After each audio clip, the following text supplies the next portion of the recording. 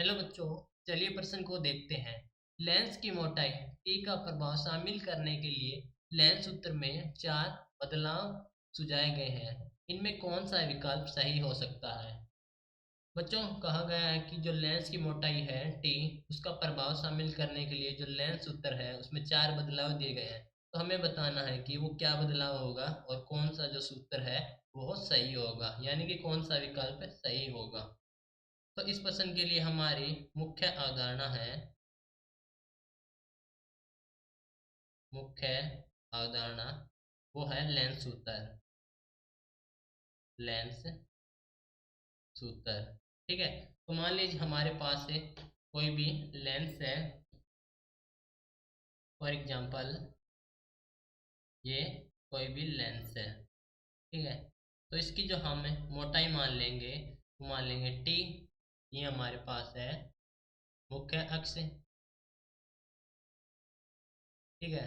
तो कोई भी हमारे पास यहाँ पर है वस्तु, तो इसका जो प्रतिबिंब बनेगा, यहाँ से प्रतिबिंब बनाएंगे तो ये कुछ ऐसे बन जाएगा, ठीक है।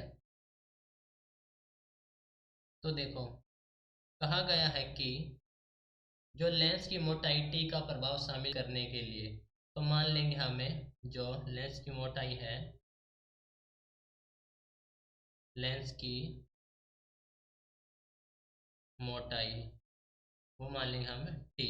तो अगर देखो यहाँ पर हमारे पास लेंस की जो मोटाई है वो टी है। अगर हम लेंस की मोटाई को बढ़ा रहे हैं तो क्या होगा, जो हमारे पास है प्रतिबिंब बन रहा है, प्रतिबिंब क्या हो जाएगा, वी से लिखते हैं, वो हमारे पास है नज़दीक आ जाएगा, यानी कि कुछ यहाँ पर शिफ्ट हो जाएगा कुछ ऐसे, यानी कि जो प्रतिबिंब की दूरी है वो कम हो जाएगी और जो वस्तु की दूरी है वो ज़्यादा होगी। तो देखो, नॉर्मली क्या होता है, ये 2f से इस तरह बनता है, लेकिन हम यहाँ पर लेंगे लेंस की मोटाई टी में परिवर्तन करेंगे, यानी कि मोटाई को बढ़ा देंगे। तो ये क्या हो जाएगा, प्रतिबिंब दूरी कम हो जाएगी। तो यानी कि जो v है, v से कुछ थिकनेस t है वो कम हो रही है तो v माइनस टी हो जाएगी।